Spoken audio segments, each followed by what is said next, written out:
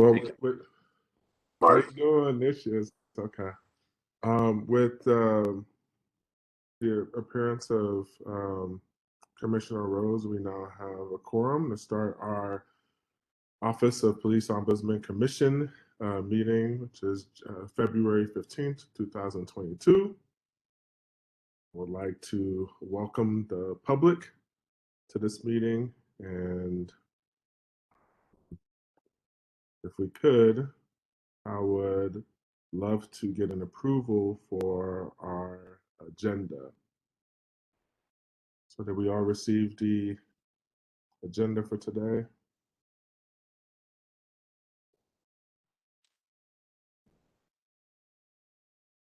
Do we have? I'll make a motion to approve the agenda. Okay, so we have a motion on the floor. Do we have a second? I'll second. All right, second. I see no discussion. All those in favor, say aye. Aye. All right, motion is passed. The agenda is approved. And then let's switch over here to the approval of the January 15 minutes. Do I have a motion to approve those minutes? Motion to approve. I second. Okay. And I will note here just really quick, I know this is the part for discussion. On the agenda, it says January 15th. But if you scroll down, it says January 18th for the minutes. Thank you. I will fix that before posting. Okay. Can we just add that as an amendment to the main motion? Yes, absolutely. Okay. So all those in favor, say aye. Aye. Aye. Okay. That motion is approved with the amendment of the date. Okay. So we're going to move over to public forum. Do we have any citizens signed up to speak? No. Okay, with no citizens signed up to speak, we're going to roll into our OPO monthly reports for December 2021 and January 2022 from our honorable Mr. Bart. Doesn't reach. I love that. That was my name for 3 years in the Middle East.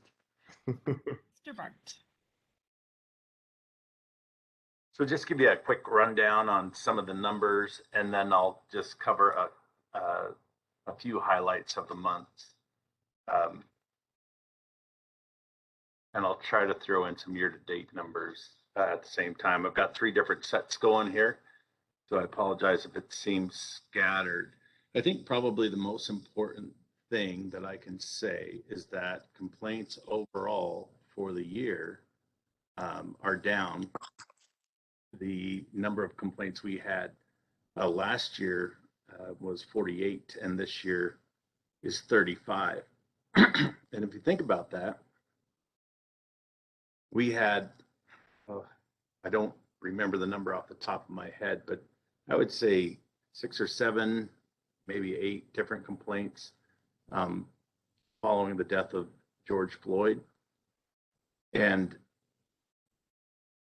our complaints from last year were still down from the previous year. So overall in Spokane, public complaints against our police department have been on a steady decline. And I think that's worth saying. Some of the numbers might be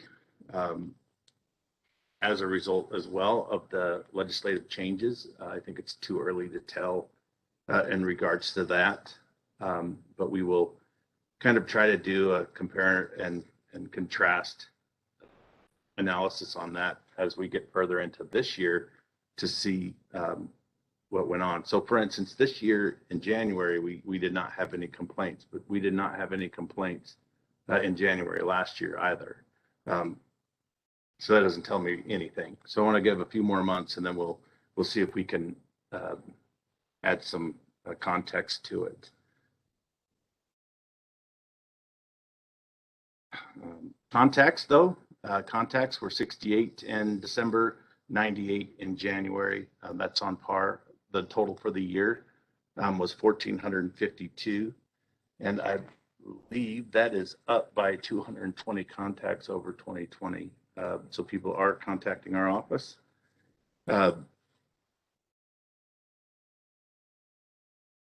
We conducted 6 interviews in December.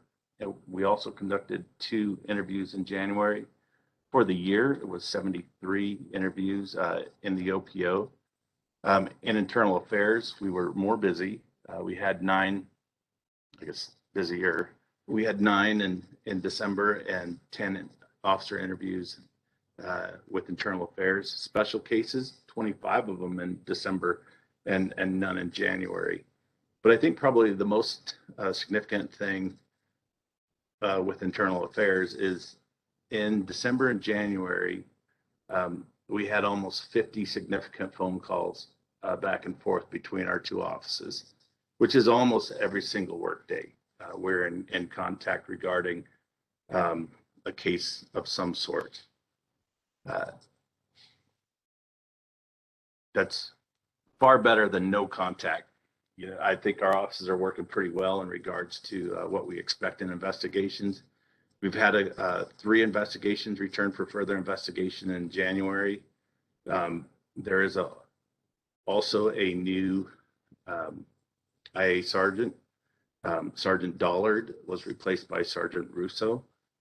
And we've had some really good conversations with him as to what he looks for in investigations. And he's been welcoming to our feedback and what we look for in investigations. We've actually had a couple of cases that were a little bit more contentious between our offices, but we were able to come to an agreement on good expectations for those investigations. So I think they are proceeding along as you would expect them to. So highlights in December. I was able to complete all of the final remaining sessions of the virtual NACOL conference. I know Luby May was working on those as well as Christina for training. And with the NACOL conference, there was also an in-person component, and Commissioner Navarrete was able to go down and attend that. No one from our office was actually able to. So there was a couple of classes down there that I was really interested in. So I shot her please, can you attend this class? And she gave me a thumbs up, and really appreciative of having a commissioner down there. I'd be interested to hear some of your feedback in regards to what you thought of some of the specific sessions and how and what you think that we could do locally here to improve your just your stance as a commissioner. What do you think you need to know? I think that should be a process that we should really work on here as well, and not just wait for the conferences. Luby May and I were working at length in regards to review of cases because I went on vacation in the middle of December, and Luby May became the ombudsman for those few weeks in December, and she was responsible in that aspect of everything. So all interviews, all reviews, any tense conversations with internal affairs, if there was disagreement, she was in charge of everything, and I think she performed admirably. I want to say that next year's NACOL conference is in Dallas. Right now, it's scheduled for September 11th through 14th. It's not yet published on their website, but if you are considering attending that, that's where that is, and that time frame is probably locked in, but it's just not published yet. We began working on a wall project probably earlier than December, but we tried to push that through Mr. Perkins' office, the city administrator, and we were able to get a little bit of a pathway forward. And this year we've had a chance to visit with some folks in the finance office, and they're working with us as we're putting together I think it's called a capital improvement project request, which will be put in, I believe it was in April. So we're ahead of the game on that. And the rest for December, all of us were able to take a few days off. As mentioned, I took a couple of weeks. Louis May was able to take some days in between Christmas and New Year's, and Christina took a little bit of time off in December, but actually just came back from vacation. So as you can tell from her super refreshed look on her face.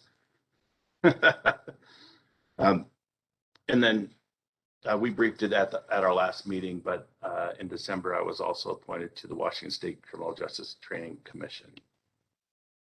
January, we went to a DARP, and a DARP is something that it's done in regards to officer-involved shootings. After the internal affairs review is conducted, it goes up to a team of captains and lieutenants. We are invited to attend, but not participate in those DARPs. But it's a chance where we get together with them and get to hear some of their higher level thoughts on those officer involved shootings. And then they publish a report before it goes to the chief for final disposition. In cases of serious complaints, an ARP is administrative review panel. And so if there is I would just say a serious complaint where there could be discipline forthcoming, after the internal affairs investigation is complete, it comes to me for certification. After the certification is done, Lieutenant Coles will send that to an ARP, an administrative review panel, and they will go over all aspects of the case and review it and make a recommendation in regards to a finding for the chief before it goes up through the chain of command review. We had a chance to meet with some members of the Washington Coalition for Police Accountability after I was appointed to the Criminal Justice Training Commission. I've gotten a few requests to meet with some different organizations in regards to what they are thinking in regards to police reform. Also been able to have some candid conversations with Chief Meidel and what he thinks some of the impact of the legislation is for his department. Early on in January, we had a COVID exposure in the OPO, and that required us to adjust some working hours. If you recall, in the fall, we had tried to come back in a partial status to have the office open 40 hours a week. And because of that exposure, we have reduced that. We sent that request through Commissioner Jasmine for approval, and we're still kind of doing that until the numbers drop. So right now, we're still in a limited capacity in the office. And we'll let you know when we're back full time, at least one person. Right now, they want it to be less than 50%. And for us, that's one. So there's not a lot of wiggle room in regards to those numbers. But we definitely don't want to keep shutting us down for COVID exposure. So we are watching that closely. One thing that we did add to our budget this year, and I will work with the numbers a little bit more as we progress, but Christina had requested as part of her benefits package, it's something that the city provides, but we just didn't have a line item for. It's for tuition reimbursement. So the city does provide some tuition reimbursement for classes that can enhance your abilities in the office, and she's requested that, so we've added a line number for that, and I've thrown a little bit of money in there until we have an idea of what needs to be in there, and I'll put in a request for that for the next budget cycle. We've had some travel reimbursement glitches. I'm not sure if Commissioner Navarrete has gotten reimbursed for her travel. Go ahead, Christina. I actually just spoke with accounting and got Commissioner Navarrete's W-9 form filled out from her today. So we should be able to get her reimbursed very quickly now.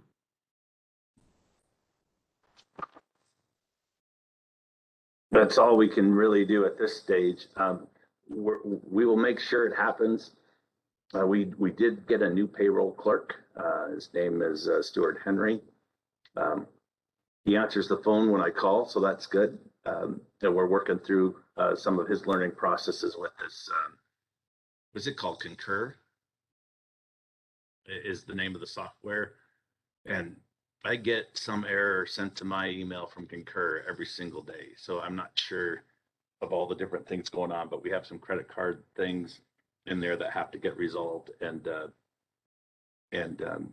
2 travel claims. So we are working through that. If we don't get it done in the next couple of weeks, I may ask the commission for a little bit of a helpful push to city admin, because 2 months is too long to get reimbursed on travel. We did have a couple of PRRs from Brian Breen that came in January, so we worked and fulfilled those. I met with Ryan Butler from the local office of the FBI. He dropped a phone call into our office and wanted to meet, and he's starting to do some community outreach stuff. So I don't know if we were first on his list, but we were on his list. So that was done. And then we also had a new intern start. Her name is Alyssa Meyer. She wasn't able to be here tonight, but I hope to bring her to the next meeting and at least give you a virtual introduction to her. Louie May, can you tell us a little more about Alyssa Meyer, please? Yeah, she is a student at Whitworth, and she, I believe, is majoring in communications, and she will be with us from February through May. She'll be taking a week off for spring break, but she has expressed an interest in community engagement, social media, and she's looked through some of the reports we've written and kind of done a comparison on some annual reports so that we can just get a fresh perspective on maybe making our reports a little bit more updated to what other companies and different industries are doing. So those are just her initial projects. She's pretty open to anything we need, so it seems to be going well so far.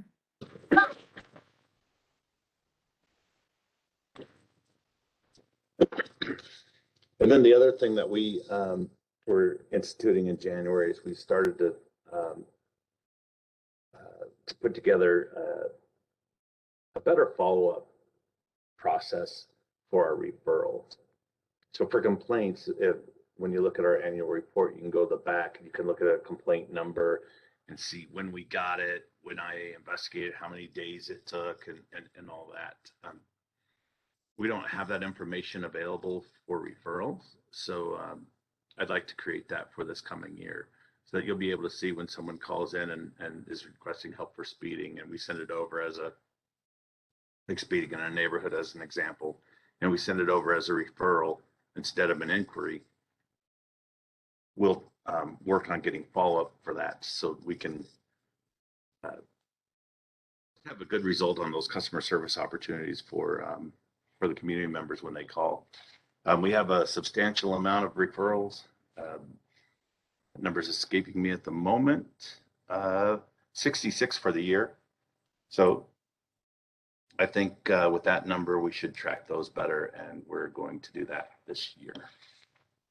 The last thing I'll mention in regards to January is that there was an officer-involved shooting on January 24th, and it was on East Desmond Avenue. Some of the initial details reported that a woman was outside saying her child was dead. Additional 911 calls indicated a domestic violence incident was taking place, and one person appeared injured. When officers arrived, the initial reports was that there was a male holding a knife to a small child, and then an officer-involved shooting occurred.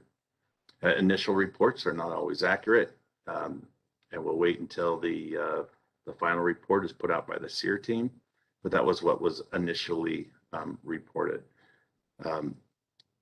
The male did die, and the case is being investigated by the Washington State Patrol as the managing agency. What is different about officer-involved shootings as they occur now as opposed to the past?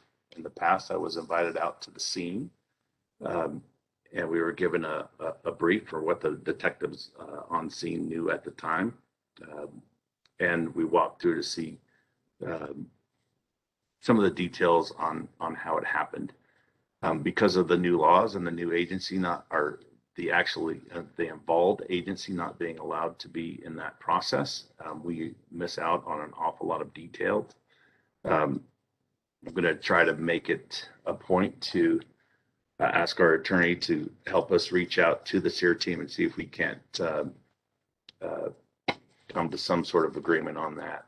Right now, the Spokane Municipal Code mandates that we go out to the scene, and it doesn't occur. So we're not in compliance with the municipal code in regards to officer-involved shootings.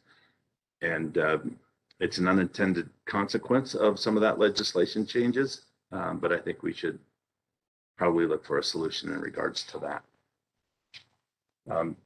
We did notice a clerical mistake. I'm not sure how it occurred on the December monthly report on the first line under highlights. My version says a community member, and that's it.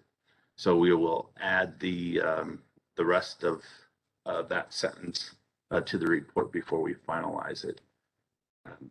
Are there any questions in regards to those two monthly reports?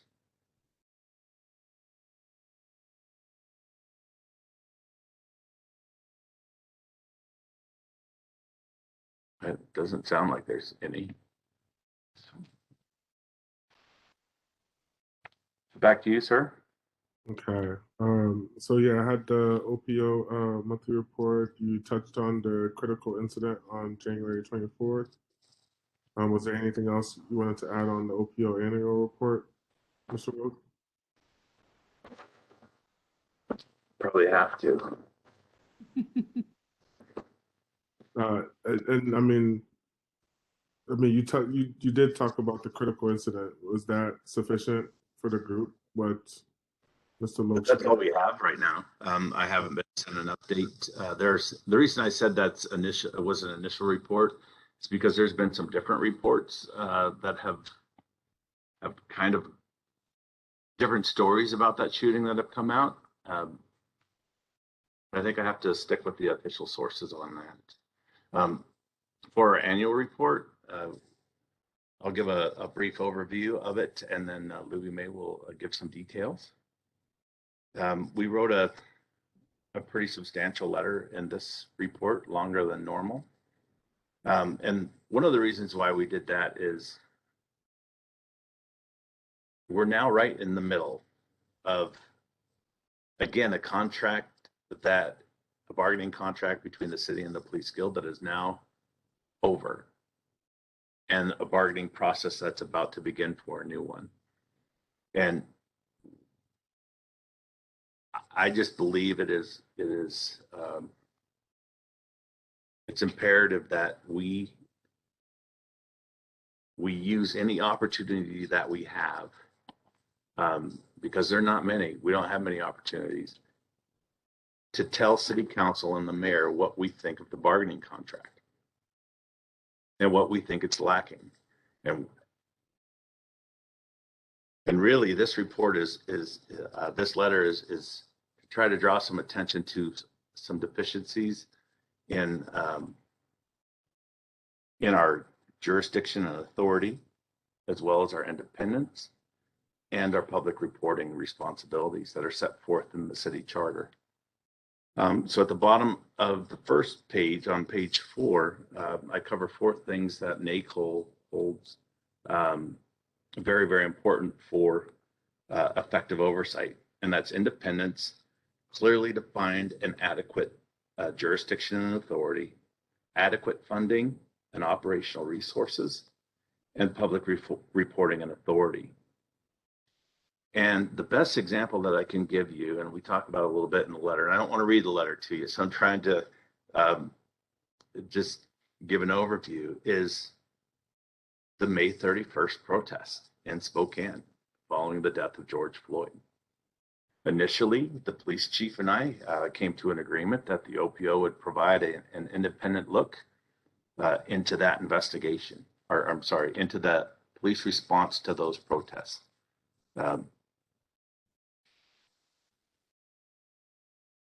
Shortly thereafter, the police guild filed a formal grievance, which shut that process down. We are not part of the chain through which a grievance flows. It goes from the police guild to the chief to the city administrator. So we're not involved in that in any way. So I've not seen that grievance. I don't know exactly the conversations that took place in regards to that grievance. But suffice it to say, it shut down that review. We had multiple city administrator changes. Wes Grego was there initially, and then I think it's Scott Simmons was there in an interim basis, and then now we have Johnny Perkins. At some point, and I don't have the date in front of me, but Chief Meidel did send a letter to the OPO asking us to continue with that review. And he asked for a report in which we would provide our independent opinions. The problem with that was, in that email that was sent, he specifically restricted us from looking at available body-worn camera footage, as well as speaking with any officer in regards to that incident. So all we would be able to review are the police reports that were essentially just the police documentation on how they responded, with nothing else independent outside of that. So it would be a book report of the reports, essentially. If we had any questions in regards to what we found, we would have no ability to get those questions answered with those restrictions in place. But think about that. We're supposed to put an independent look are supposed to give an independent look into that protest response. How independent is it if either the city, the guild, or the police chief is putting all of these limiting factors in place regarding that? So when we're talking about adequate jurisdiction and authority, that's what I'm talking about. If we're allowed to do a thing, if we are here to provide independent oversight of a police function, you have to let us do that. They can't say, well, you can look in this room, but not in this room. You can look at this case, but not at this case. That's a soapbox I get on for a while, so I won't do that. But I just want to kind of explain what we mean when we're talking about a clear mission and authority. And those lines should be very clear. There should be no misinterpretation of what's allowed and what's not. That would be beneficial for us. It would be beneficial for the police. It would be beneficial for the guild, because the guild, if they know the rules, and those rules have been bargained, there's nothing to throw a grievance out about. Bartlog's opinion. I'm sure it's more complicated than that, but that's just my opinion. So I think we should really push city council. Really, it's the mayor's responsibility to do this bargaining process with the guild for clearly defined and unquestionable lines of authority. Tell us what they are. If the charter says this, we should probably go with what the charter says, since that's the governing document of our city. And we shouldn't deviate from that. So there are some portions of the charter, which I put inside of this letter, in regards to reporting and our independence. But I'm asking the commission, how independent are we? If they can tell us what to do and tell us how to do it. And tell us, probably more important than that, tell us what we can't do in regards to our mission set. And our mission set is police oversight of law enforcement. And right now, there are way too many fingers in that bucket for us to be able to say that we're independent from the city. And the May 31st protest review is just an excellent example of that, because it's still not occurred. And I don't know where the logjam is. The mayor and the city administrator were CC'd on that email from the chief to me, requesting it with those limiting factors in there. But that's just one aspect of that's troubling. The other part of that letter that we need to get past is the reporting aspect. And reporting is public reporting and authority for our reports, for what we can actually write.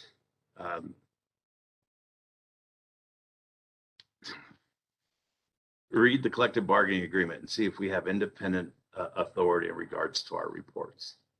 I list on the second page of the letter some different restrictions in regards to, and these are in every single report that we write, but some different restrictions that are in the bargaining contract.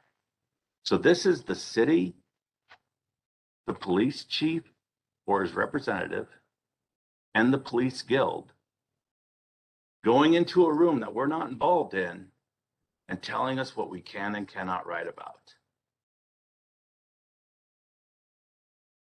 How independent is that?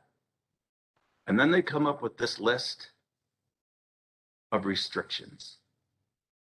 The first one tries to diminish the impact or even the impact of the report or even our standing in the city. It says the information expressed within the report is the perspective of the OPO, but we do not speak for the city, and it's not an official determination of what occurred. Okay, those are just words, but it tries to diminish the impact of what we're doing and what we're saying. The second one, the report will include current policy practice and training, which I actually agree to, or I actually agree with.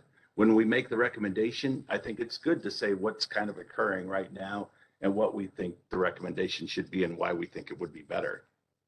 The problem is that we can't say why we think it would be better. It does say that it should reflect the OPO's opinion on the modifications that may reduce the future of likely harm, but they don't reflect an opinion on individual job performance. We also can't comment on discipline, so that's kind of been a thing all along. We've never really been able to comment on discipline. The only time we talk about discipline are in these annual reports, and it just kind of gives a brief snapshot of what occurred over the year, and that's the only time we talk about discipline. But this is where it really gets intrusive. It includes a prohibition on writing in a report whether the OPO or the OPOC. So if you wanted to write a report and say something, you can't say it either, whether you agree with or differ from the chief's findings. So we can't talk about what we think occurred at all. Because if it agrees with or it differs, pretty much that encompasses everything. We're not allowed to say that. Whether the officer acted properly, whether the officer's actions were acceptable, whether the officer's actions were in compliance with training or policy. Problem with that is, I understand that they're trying to protect the officer, But the city charter mandates that we report our independent findings of a case. That's straight out of the city charter.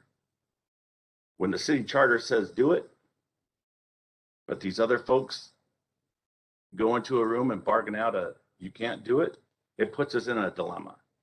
So when the chief asks us to write a report giving our independent findings of the March 31st protest, I can't. If you look at these restrictions that they put upon us, we can't. I can't give an opinion or criticize an officer or a witness. I cannot give an opinion on whether or not I think they're telling the truth. It's limiting.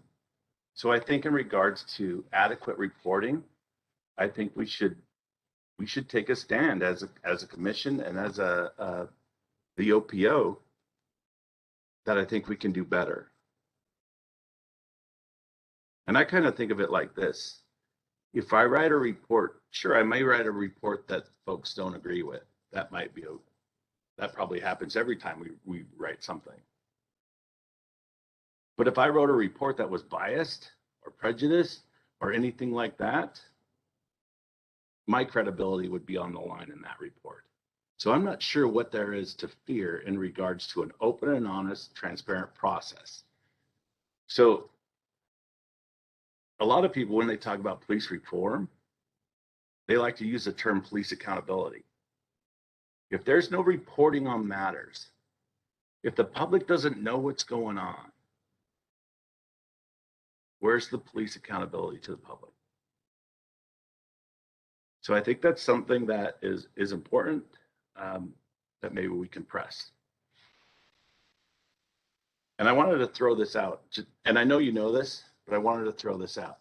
And this is why I say we can't. If the police guild challenges us and they say that we are in violation of anything in regards to the contract, the city has bargained that they can go to expedited arbitration, where they will get a bench decision from an arbiter, I guess is what they say, on whether or not we violated that contract.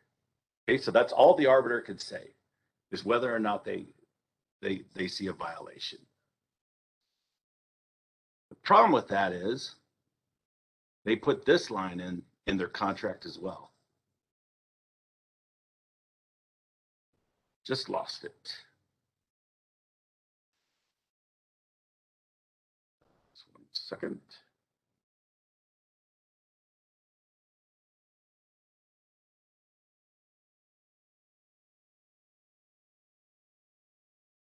I lost it, so I'll summarize it. It's written in there verbatim, but it states that if a member of the OPO negligently or knowingly violates the charter, we can be subject to removal.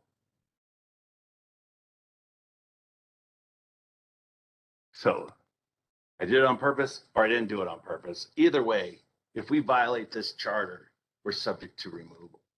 And the guild can get a bench decision that says, I think they violated that thing, which they will use to push the commission and towards fulfilling that discipline function of the SMC. So we could try to do something and they could say, you knew better? And if you didn't know better, too bad. You're in violation of the contract. And because you're in violation of the contract, you're in violation of the SMC, which says, which dictates how you are supposed to perform. So until those kind of restrictions are out or that gets loosened up a little bit, I'll be really resistant on taking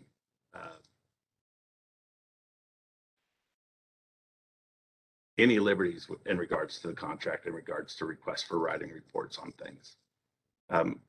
Until we get it changed, I think we just stick with the rules that are in place. But we need to acknowledge that they're very restrictive. They do not include our opinions. And that short-sighted in regards to public accountability. So I can go on and on. I just got a note that said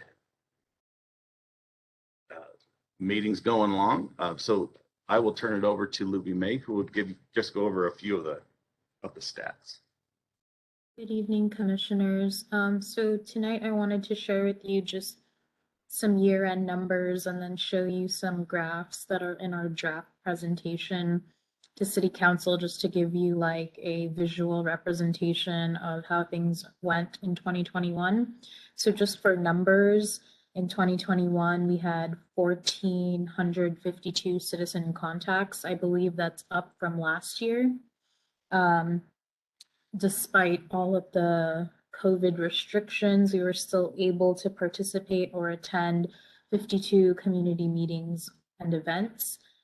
We submitted 6 letters of officer appreciation or commendation. As Bart mentioned, we generated 35 OPO complaints. And as he also mentioned, there were 66 total referrals made to SPD and other agencies or departments within the city. There were 2 cases that we offered to SPD for mediation, and I believe we mediated both of them. The OPO didn't decline to certify any of the cases from last year. We conducted 73 interviews of citizens for ongoing or potential complaints, and that's mostly Christina's work there. And we provided oversight of 88 interviews in IA, so those are the officers that were complained upon, or witness officers, or the complainant who filed the complaint. We reviewed 84 special cases, so those usually involve use of force cases, collisions, and pursuits. There were 307 meetings with SPD, and we attended 20 review boards with SPD. And then let me share my screen here.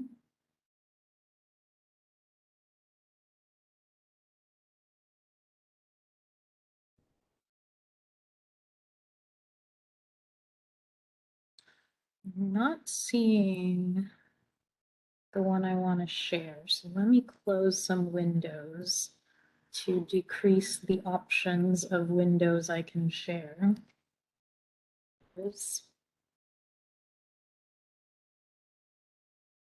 So just for comparison, and this is what we show to City Council every year, but as you can see in 2021, complaints were from the community went down a little bit from 78 to 64, and then internal complaints went up from 11 to 18, which is the second highest we've seen since 2018.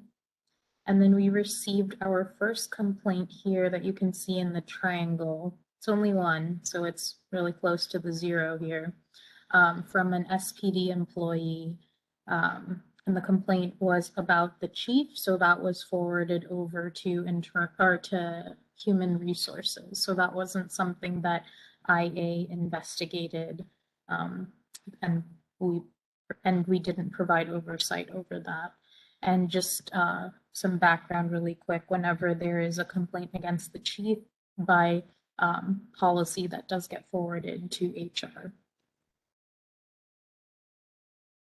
And then we do this 3-year comparison. So whenever we get complaints, what happens to them is they get a preliminary investigation. And if it doesn't go past that, it's because it's an inquiry, administratively suspended or closed.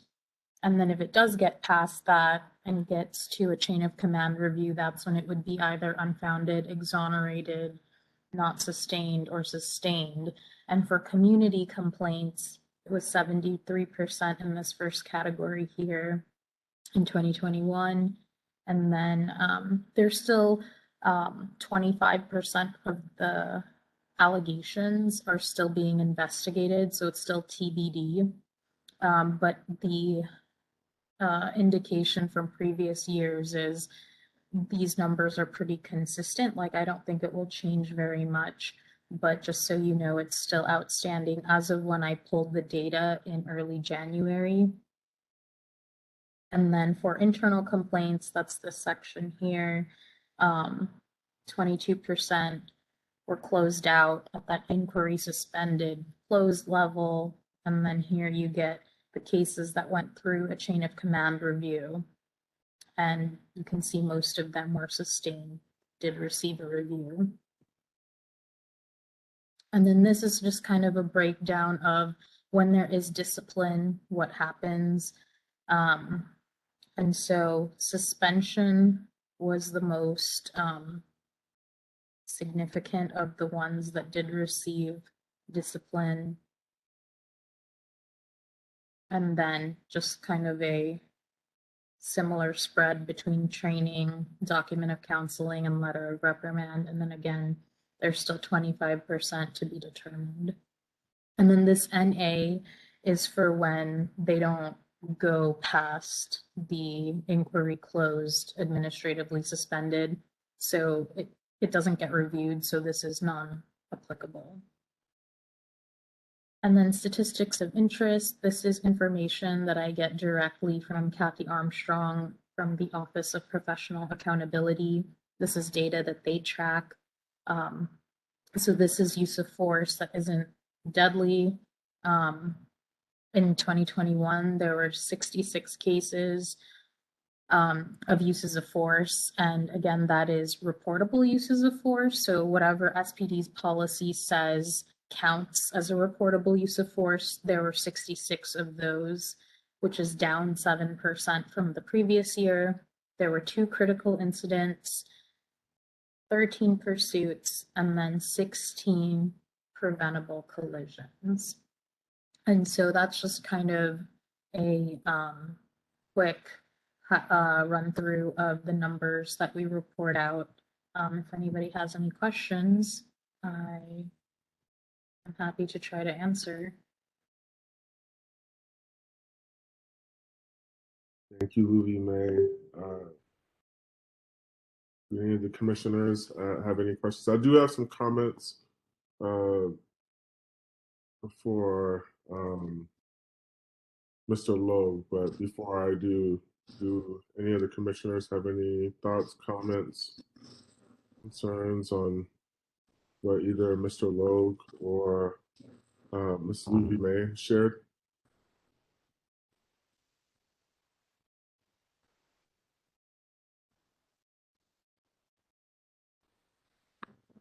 We should point out as well that our report does list the 17 recommendations which we gave to the police department last year. We did, I don't think it was yesterday. It might have been yesterday, or even we did. Sorry. Go ahead. Go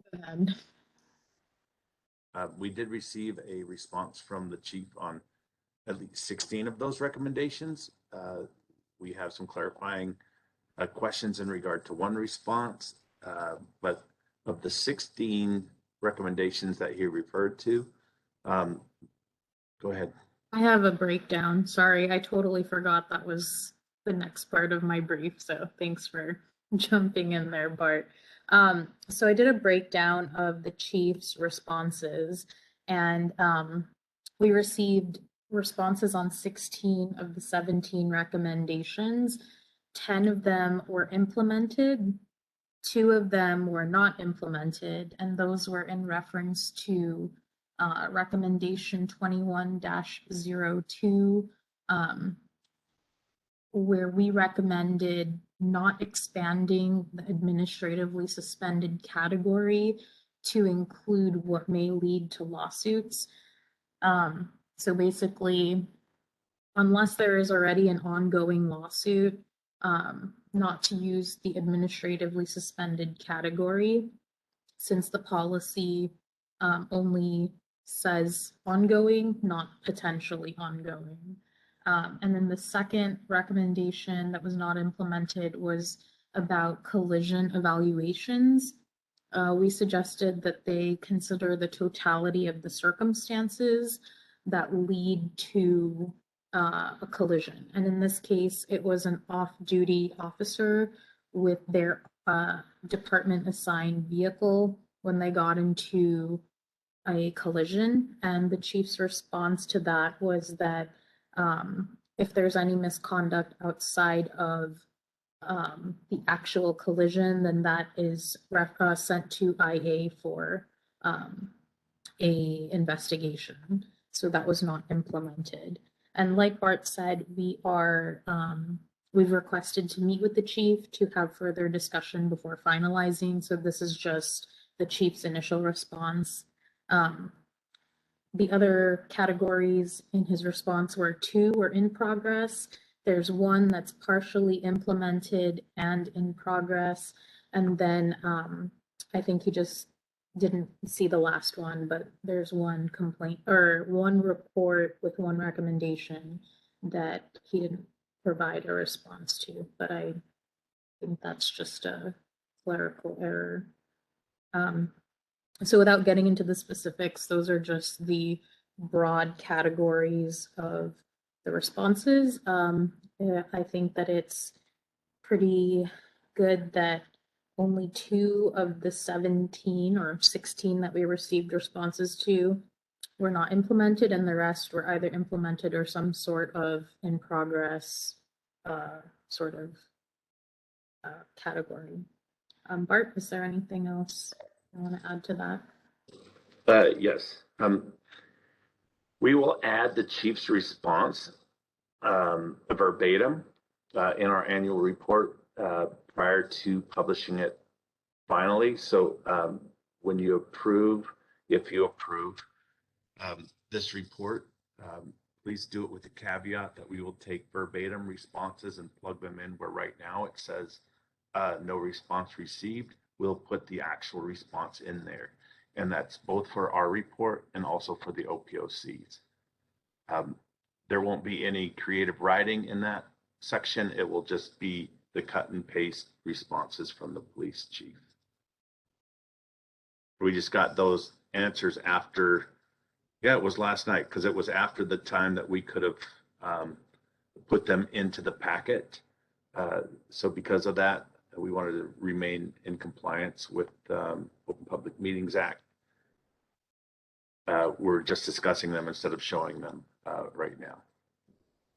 But those changes will be done to the reports after this meeting.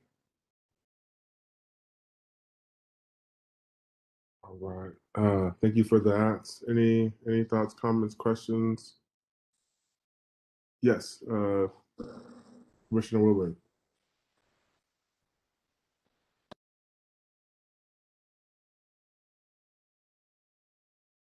Oh, Commissioner, we are having a hard time hearing you right now. Commissioner Wilburn is not on mute either from my side.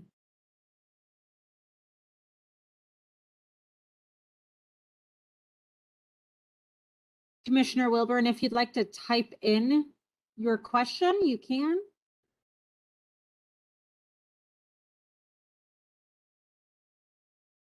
Okay.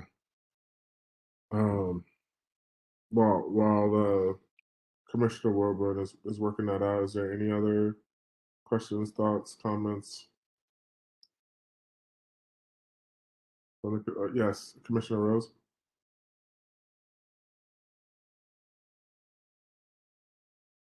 Trying to get unmuted. There we Oh, there go. we go.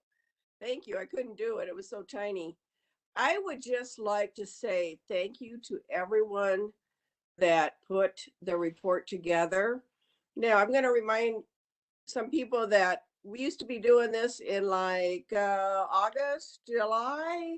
I don't remember, but maybe even September. But gosh, this is February and we already have the annual report for both the OPO and the OPOC. So thank you to everybody that took part in this, and it looks good, and I just really appreciate that. So just wanted to say that. Thank you, Commissioner. I definitely echo the same thoughts and comments. Okay. Commissioner Wilburn, were you able to figure it out there, or?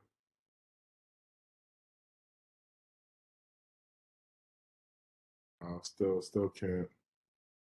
I just sent the phone number to you, Mr. Wilburn. So if you want to call in, you can do that.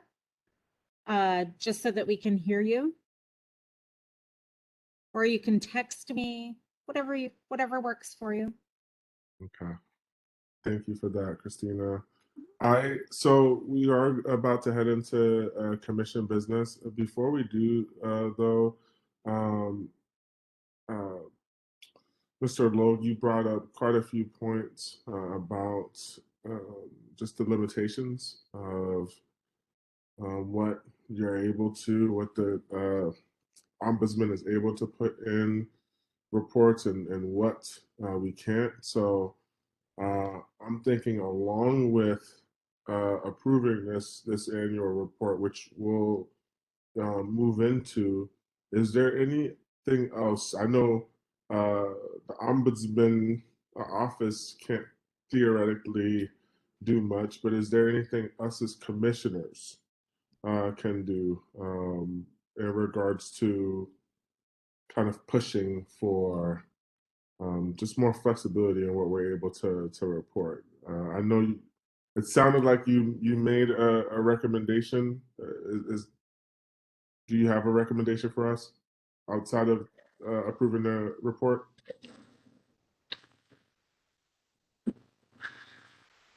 Probably not a formal one, sir, but it wouldn't be unheard of for the commission to make a resolution in regards to this. It might be something we could work on over the upcoming month to just formally send as a governing body and your governing body the limitations and the requests for this next upcoming bargaining session. Then at least we'd be on the record formally.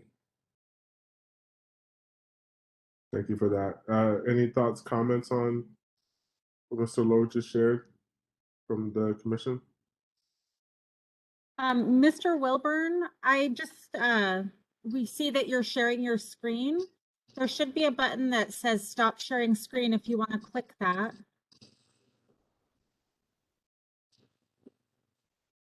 Good job. Thank you, sir.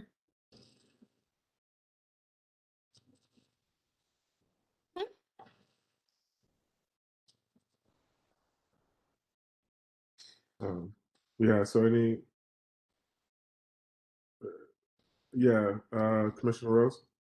I love the idea of a resolution. We have to make sure, though, that we get it out there, though. If we do a resolution, publicized, maybe through one of our, I wouldn't say partners, but justice groups. I'm just using that as a general term. It's great to write a resolution, but we have to make sure it gets out there to the public, however means that is. So that's all I wanted to add. I appreciate that. Any other thoughts?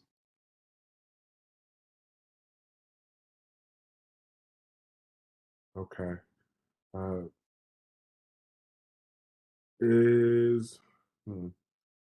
Could we add this for our next, can we add this to the next agenda to have a deeper conversation on? Because I agree, I think this is something that we need to do, and maybe just some more conversation on what those logistics look like would be great.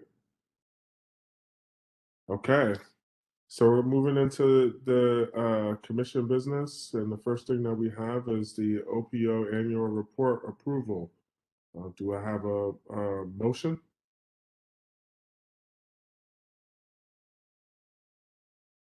I motion to move it to approve. Okay. Is there a second?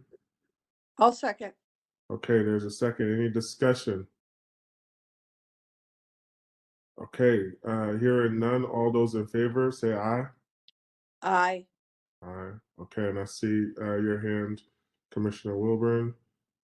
So that is passed. We unanimously here, and obviously Commissioner Smith could not vote on this.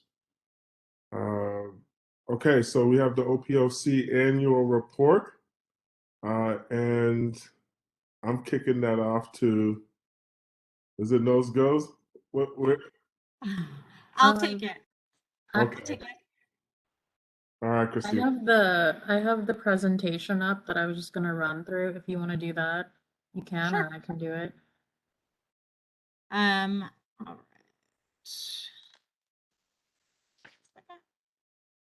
Do you want to share your screen, Luby May?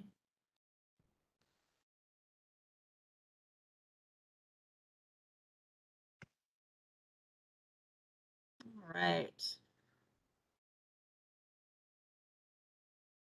Okay, so and basically as the OPOC, there's a couple of requirements that that you have. One is that you'll put out an annual report, and in that annual report, you have to summarize 3 things. It's basically the summary of OPOC actions, which we have here. In 2021, you approved 17 OPO recommendations, including in the closing reports. And you also requested a training budget from the city council in restoration. So what that means is that well, I think we all know, but our budget as a whole, the OPO and OPOC was cut back due to city requests. So we and you also requested for that to be restored for 2021 in order to go to things like NACOL, which it looks like you're hoping to get to this year. So that's a huge thing that was granted, which is very exciting. Basically, they were able to restore that, and that's your 2021 recommendation, excuse me, actions. 2022 update. It looks like the only thing that we needed to follow up on from last year was that the deputy police ombudsman position change was retro-dated back to 2019 when it was fully established and back pay was issued, which is a huge win. I know that our team is very appreciative of that. So that was part 1 of your required items in the annual report. Are there any questions? I just want to add also, this picture is the 2020 report. This is just a draft. Usually we get the graphics done after you approve it. So we'll be sending it over tomorrow to get the graphics done. So once Matt Budke, he's the guy who does it, once he updates or creates the 2021 report, I'll be changing out some of these photos so that it's the most recent. This is just a placeholder from last year's. Are there any questions? Okay, next.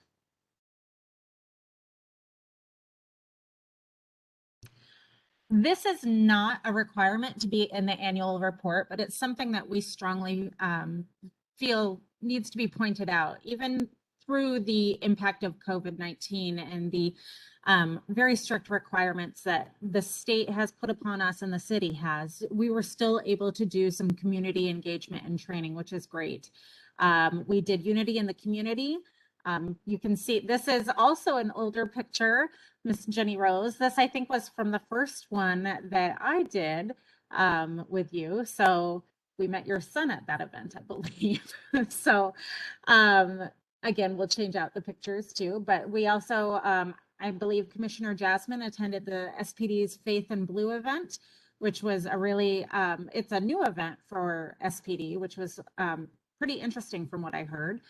And then we also were able to attend a bunch of webinars through NACOL, and Commissioner Navarrete was able to go down to Tucson in December, which I'm wishing I had gone, but she was able to attend in person and get a lot of great information that will help our commission as we move forward. So are there any questions on that? Okay, next. This is another requirement of the annual report for the commission, and that is the recommendations that were approved by the OPOC. The OPO makes recommendations, and we cannot do anything to send them forward without you approving them. So this past year was a really heavy year in recommendations for us, which was great with the addition of the closing reports and policy and procedure reports. So 17 recommendations were made, and they were involving the following areas: the duty to intervene, internal affairs, policies and procedures, de-escalation and use of force, evaluation of collisions and pursuits, monitoring breathing when people complain they can't breathe, trauma, interview, informed training, and previous recommendations made in C19-040. I'm sure you're all familiar, but I just want to kind of reiterate a lot of the recommendations that the OPO made were previous recommendations that were put into this report, C19-040. It was put out in 2020. If you have not read that, I encourage you to do so. Any questions? Okay, and we will update the bottom of the slide here. It says the OPO has not received any responses and recommendations made in 2021. As Mr. Logue did state, we will update that with the recommendations that we received from Chief Meidel. Okay, next. And the final thing that the OPOC is required to do is an evaluation of the Office of the Police Ombudsman. So these are some of the highlights of the evaluation. Despite primarily working from home since March 2020, the OPO had 1,400 community contacts, which is great. People know we're here. We have them calling us. So the OPO published 9 closing reports with 17 recommendations under the new police contract. The OPO continues to be involved in the national conversation in police reform, involvement with NACOL work groups, U.S. Commission on Civil Rights on excessive use of force panelists, use of force discussion with the Attorney General's office, and appointment to the Criminal Justice Training Commission. These are pretty big. Like, there's not many offices out there that can say that they have that much involvement on a national level. I think that's really important. So for you guys to point that out is great. Thank you. Any questions there? Okay. And challenges. The challenges we faced in 2021 were most unchanged from previous years. Obviously, a lack of resolution to actions taken, lack of venue to raise objections, police union and contract negotiations, inability to review May 2020 protests, inability to provide an opinion in a closing report, and no formal resolution to required reports of confidential mediations. These were all talked about in the OPO annual report. So I think it's not going to be a surprise that it would be included in the commission's report. And that, I think we have one more slide. Are there any questions on challenges or anything you would like to add or pull off? Okay. Looking forward, we're looking at navigating new duties under recently passed police contract and working as a full commission. We have a full commission now. We've had one for a year and it's been great. And I am confident that as we start releasing some of the COVID restrictions, we'll just be stronger force. So anything you guys would like to add?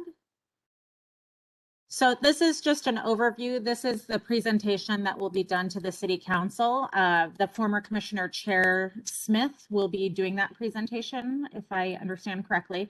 It will not be me. That was just flying by the seat. But I encourage you to look through the annual report if you haven't already done so. It's a good one. So thanks for that, Christina. Really appreciate it. I will add one note, I think, and you might have went over this, but is there a space to add Commissioner Wilburn's position, her appointed position. Is that something that we could highlight on this? Yep. That is in the first paragraph of the letter. Oh, it is? Okay. Okay. And then you're on there too, Commissioner, not Commissioner, Mr. Logue? Yes, sir. Okay. Perfect. Anybody else have any thoughts, comments?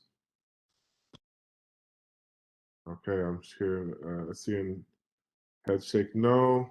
Okay, so then we're moving to the OPOC annual report approval. Could I get a motion to approve? I'll make the motion to approve the 2021 OPOC annual report. Thank you, Commissioner Rose. Is there a second? I'll second. Okay, there's a second. And I'm looking at the chat to see if there's any discussion on this specific. I'm not seeing any. So all those in favor say aye. Aye. Aye. I see your hand, Mr. Wilburn. That is unanimously passed. Nice job. All right. So we're going to move to Commissioner Goals follow-up.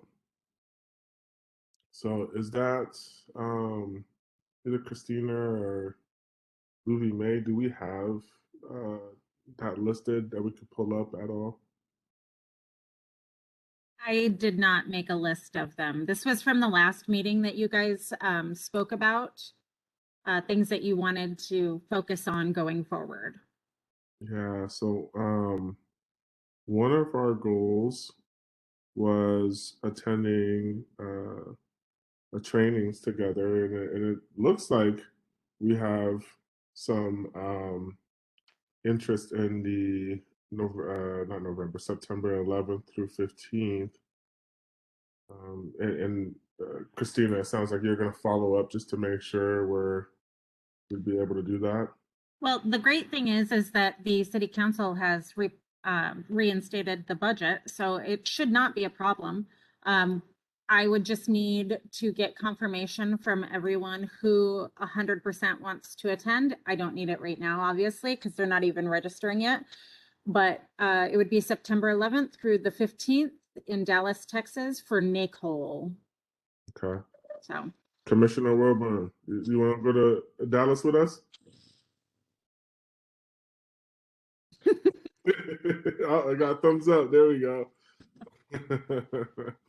Sir, the only mitigating factor would be if commissioners found additional training they might want to go to prior to that, that would affect the available budget in September. Right.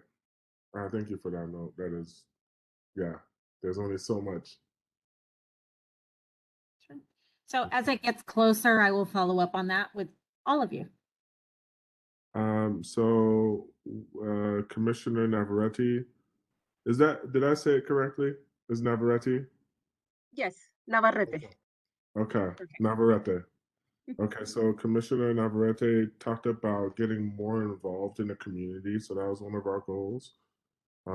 So do we want to expand on that a little bit? Do we want to set maybe like, do we have any events that we can see so far that have been scheduled that we could potentially look at?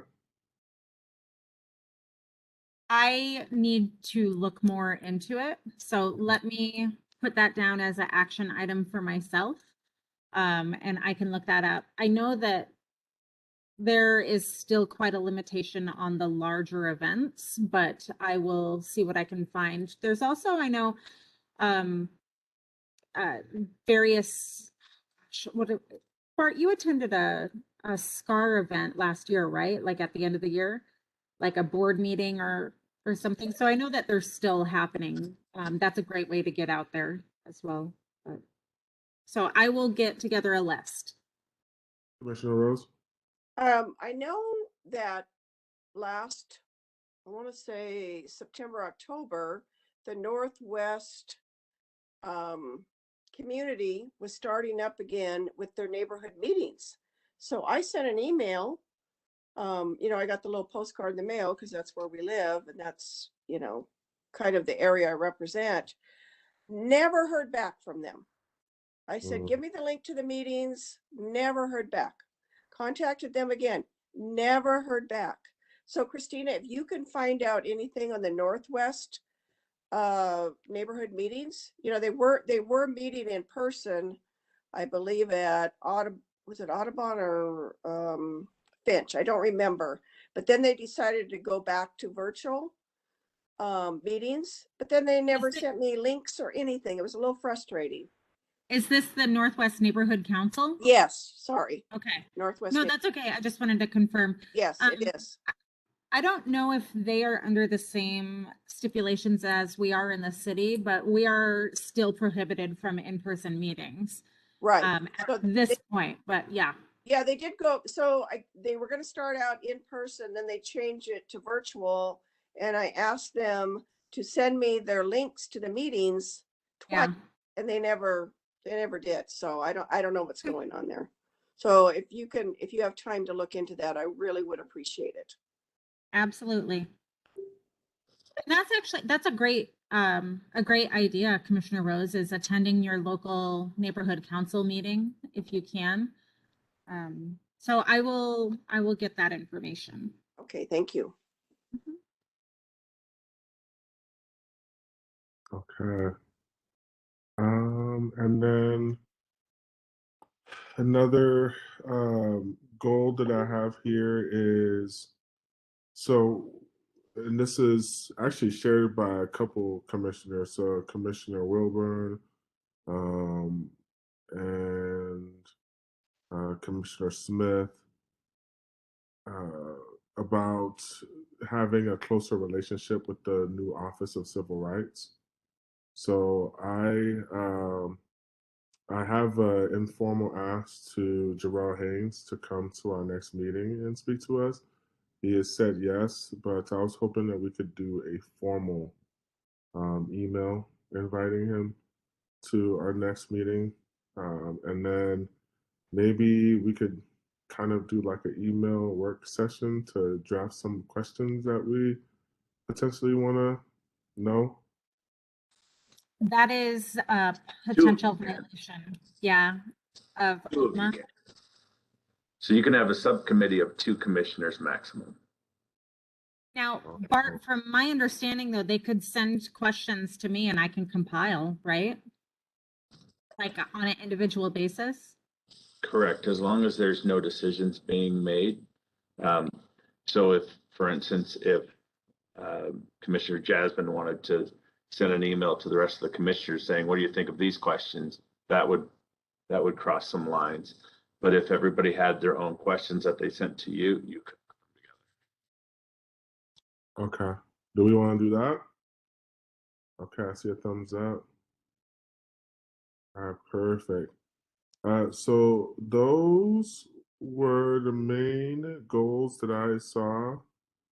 Are there any others that may have been missed that we need to highlight? Commissioner Rose? I think at some time we should come back around to, we had an annual retreat years ago. I just think that was so powerful to have. And Commissioner Jasmine, I'd be happy to talk to you how that looked. But it sounds like it's going to kind of be a busy spring, but at some point that was just a really powerful where we all met together. It had to be a public meeting, of course. But it was great. We met at the library, the main library downtown where they had the meeting rooms. And it was just a really, really, really good interaction we had with each other.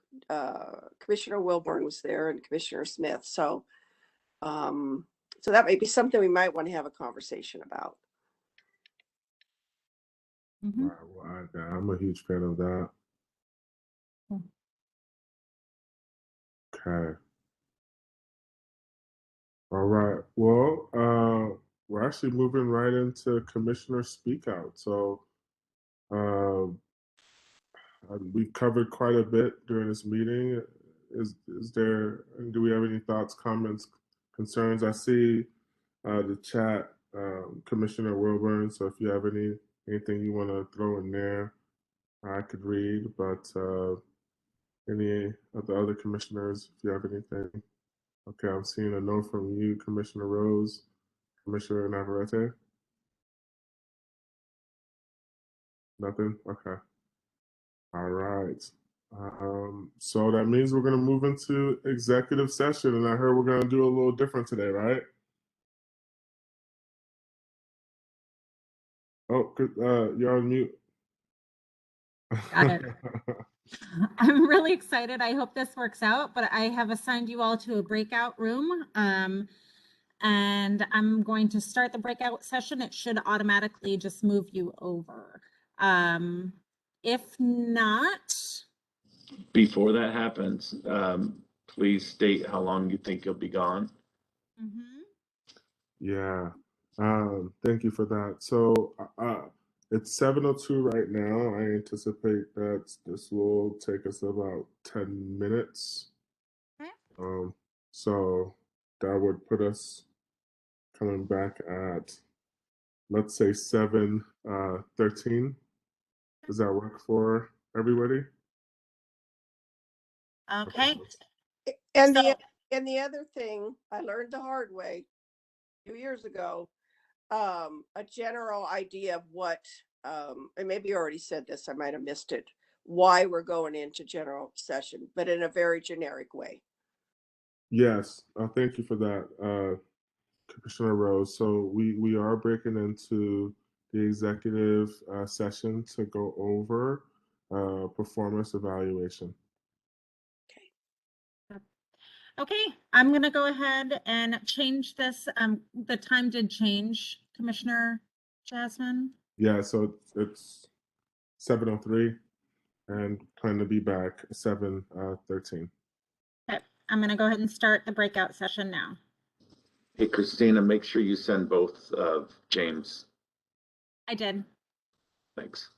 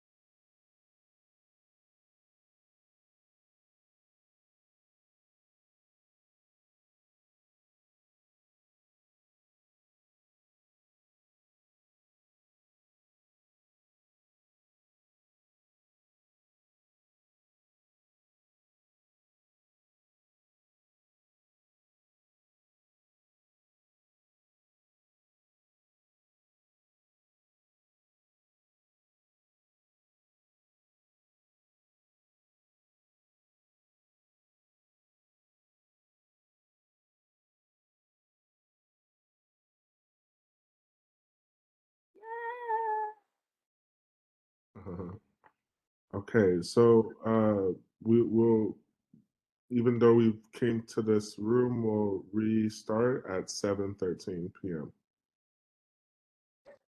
I don't think you can prior to the time in case the public left. Yes, no, he said that we'll restart at 7:13.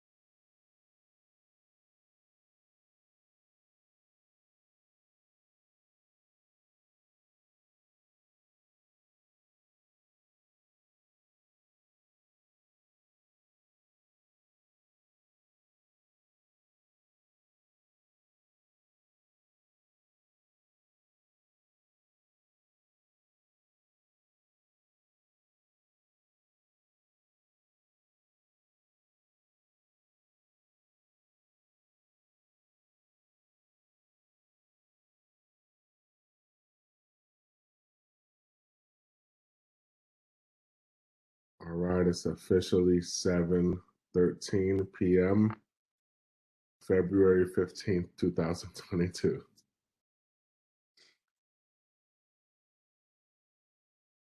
Just waiting for the others to get back on. It looks like Commissioner Navarrete had to step away.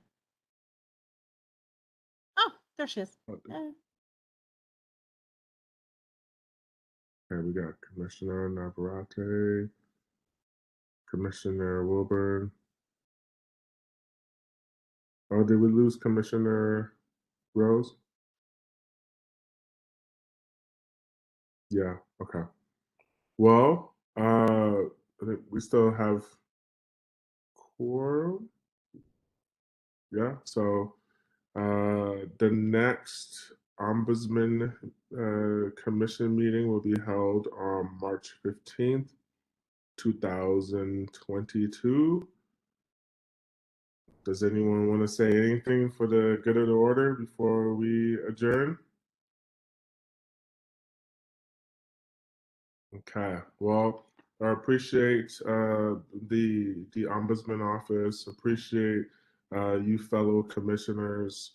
I know you've all probably had long, hard days, so doing a meeting at night at this time, it's great to see the commitment that's here. So thank you, and we'll I'm sure be communicating, and we'll see you on March 15th.